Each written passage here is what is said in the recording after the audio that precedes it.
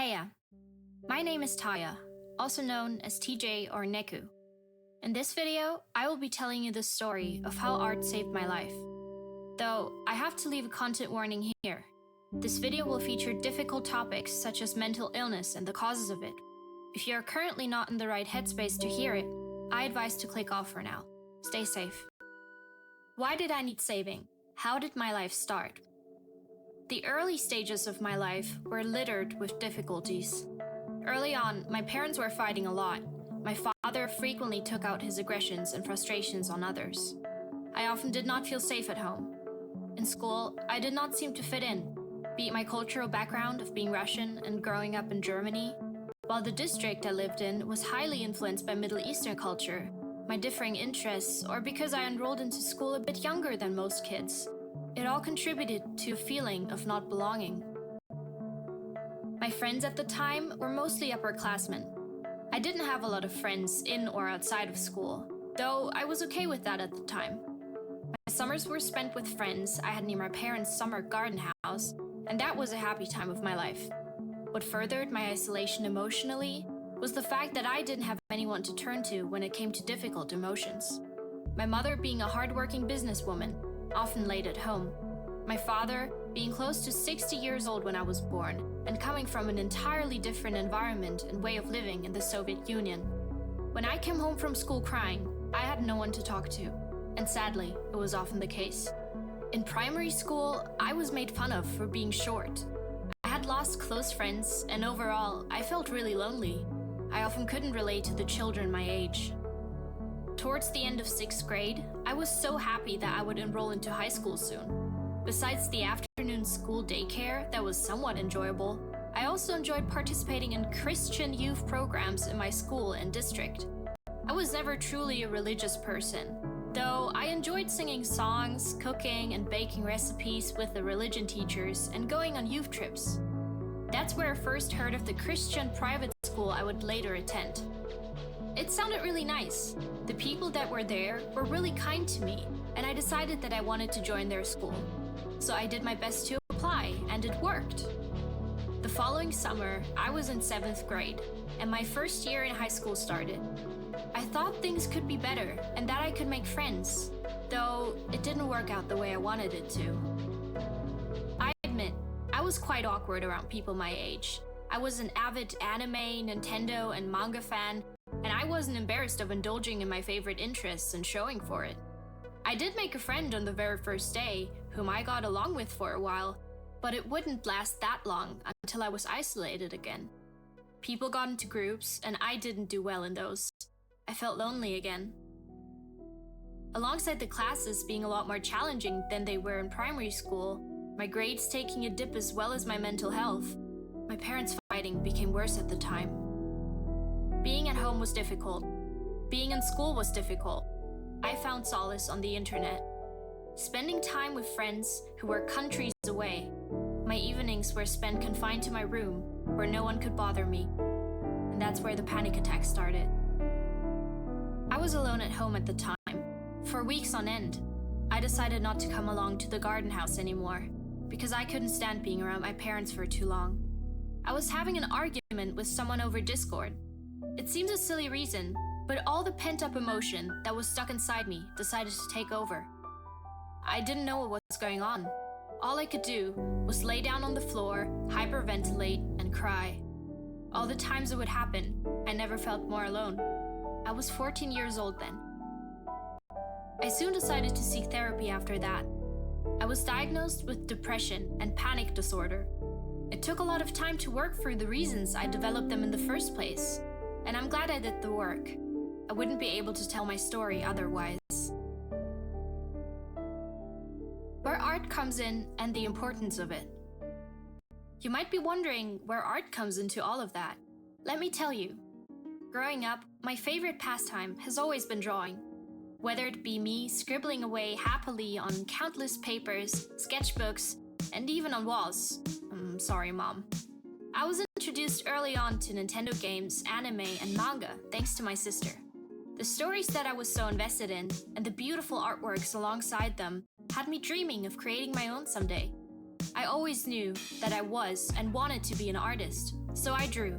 I drew so much that was part of me, part of my identity, and my growth as a person. I would draw my favorite characters, games, interests. I would make up stories and their worlds and lose myself in them. I would draw my friends and favorite people to show them that I loved them. All the emotions I had, I poured into my artworks, not even being conscious of why I was feeling them at the time. The paper would look back at me and understand, and I felt a little less absurd about it then. Granted, that I would often rather doodle in class than actively participate in the lectures. But I felt okay with that. I needed it. Besides, I could listen while drawing. It even helped me focus, which my teachers rarely understood. Though I was facing my problems on my own, the ability to create art was like a sword I could wield for the darkness of it, a distraction as well as an important tool, making it so that the crushing reality of things wouldn't crash down on me. I was even able to make a little money with it when I had very little of my own. People I've met over the internet would commission me for various artworks and projects, and it felt great having others see value in my skill. I finished high school after 10th grade. In Germany, you have the option to continue for 2 more years after that, to get a degree that makes it possible to attend university. But I didn't see the point. I was miserable in school, and I wanted to make art. Regular schooling wouldn't help me with it. Initially, I wanted to take a break, but my mother didn't want me to. Instead, we had to look at schooling options I could have for my artistic endeavors. I had taken a few afternoon manga courses in one of the art schools in my city. So we looked into the school itself and soon decided that I would apply. It was fairly easy to get into it, but oh boy was it expensive. The first year was challenging. Though I was now around like-minded people, I was also the youngest. I was 15 years old at the time. The oldest in the room was closer to 30 or 50. I couldn't find a lot of friends there back then, but I was used to it at that point, so I happily spent time with people on the internet instead. The following years, I sometimes felt as though there was no point in moving on. I was in the midst of developing, while handling all the dramatics of long-distance friend and relationships, dealing with that ever-accompanying isolation in real life, and overall being overwhelmed with school assignments on top of it, while struggling to even get out of bed. But my art was improving, in the technical aspect at least. I had started hanging out with friends outside of the internet, mostly the same 1 or 2 friends, but it felt good having someone staying with me when I was alone at home. I had also hosted 2 long-distance friend meetups. Looking forward to those events kept me going when times were tough. Having my first long-distance boyfriend that I was able to meet in person helped too. I started being able to love myself more, though it was hard only seeing them ever so often. Soon enough, as the school semesters passed, new students would enroll into the art school. A friend of mine had decided to give the art school a try, and through them, I met people I would spend the majority of my remaining school time with. For the first time, I had a physical social circle that was ever growing. Then COVID-19 happened. It was as though the entire world was on its head. Without getting into it too much, lockdown was very challenging for a lot of people. Me, being used to spending time at home, made it an easy endeavor at first. Though it meant I would not be able to see my partner, since COVID regulations made taking flights close to impossible for a time. That contributed to our relationship ending. I couldn't see my friends a lot either. I felt lonely again. A couple weeks of bed rotting and boredom had passed. Summer was approaching fast. The days were getting warmer. I had been at a friend's get-together a few months back, where I met Paul, my current boyfriend. When I entered the room, Paul had been sitting on a couch with a cat on his lap. He was cute and had a kind smile. Remembering that, I decided to slide into those DMs, asking if he wanted to hang out. It went along the lines of, wanna hang out? What, now? Yeah. Sure. We've been hanging out ever since. We spent pretty much every day together after that. We even went on our first holiday together with my mom in Amsterdam, when traveling regulations loosened up a little. Though, When we got home and decided to go to our respective homes, as well as my mother leaving again for the garden house, I found that the only ones greeting me were the cockroaches in the kitchen and the guy delivering my pizza. I couldn't stand it. I called Paul and asked if I could come over. He said yes.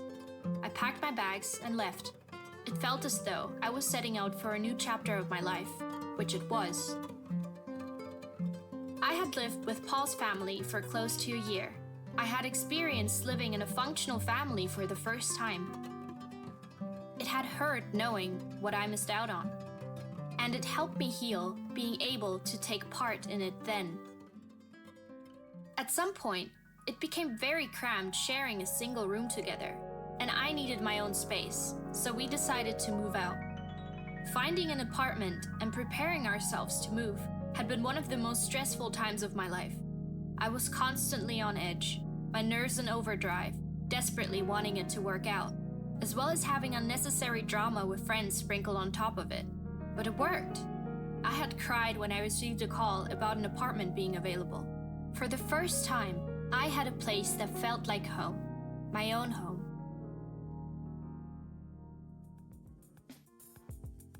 Having moved, and therefore having a safe place for myself, meant I also had the space to start focusing on myself more. There was still a lot of healing that had to be done. I began by decorating my apartment a ton, making it as comfortable as possible. Thankfully, Paul is not the type of person to care whether his bedsheets, and honestly, the majority of the apartment was furnished in pink and cluttered with kawaii anime memorabilia. During that winter, I even got to fulfill a lifelong wish of mine. We adopted 2 Maine Coon kittens and named them Mabel and Dipper after the Gravity Falls characters. I love them with my whole heart.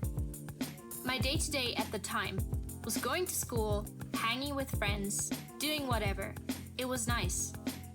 The end of my schooling was ever approaching, but I wasn't ready.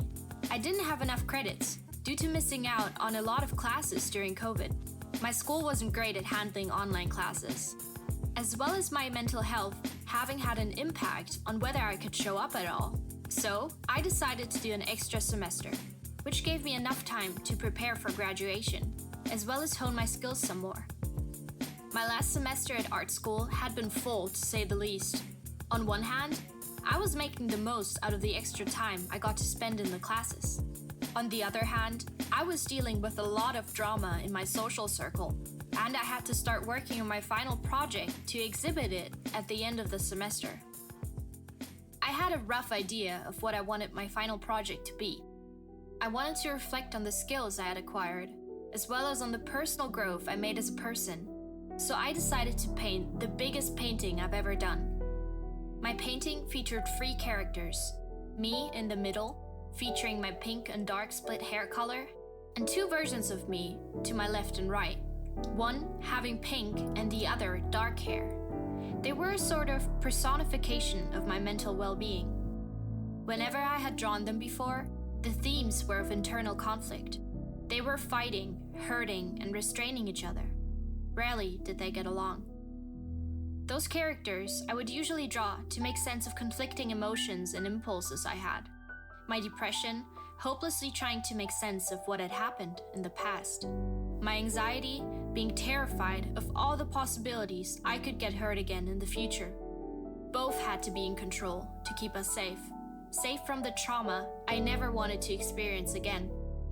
But after all, it was me who was managing them both, having held the reins for so long. Working on my final project had been straining. Not only was it physically exhausting painting for multiple hours a day, but it was also painful facing what was beneath it all. Random glimpses of upsetting memories would arise, distracting me from my work. Uncomfortable emotions would bubble up inside. I sometimes couldn't bring myself to keep on painting, but I knew it was work that had to be done. Years of effort had finally led me to start understanding my inner turmoil, and there it was right in front of me. I just had to pick up the brush and give it form. But I didn't want to do it all alone. Around September of 2023, I picked up live streaming again. It was a fun hobby I had enjoyed when I still lived with my parents. I even tried streaming when I lived with Paul's family, but there was too little space for it. In my streams, I would work on my paintings, give it a little commentary. It was fun. Though I didn't have a lot of viewers. I've got to talk with some old friends and new viewers though. The gaming streams I would do in the following weeks even got me a few regulars. Streaming helped ease the weight of it a little, though not by much. I had finished the painting on my own a few days before the graduate art exhibition. I felt drained after the entire ordeal. Setting up the exhibition, presenting my work, only getting a B or a 2 for the work that I had done, because they deemed it too little work that I had shown them. I passed. I can officially call myself an art school graduate. I got a 2, which is a B, because they wanted to see more. And honestly, I think I gave everything. I do see that I still have a lot to learn. They weren't quite satisfied with how I presented my thing. And yeah, I'm gonna take it easy because it's been a really stressful week for me trying to finish everything last minute. And I'm gonna take a break. I'm gonna take it easy. I'm gonna take it slow. And yeah, see you in a bit.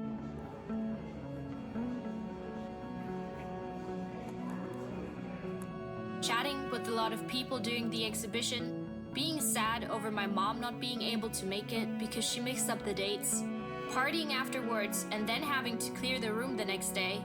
You can imagine I was done with everything for a while after that.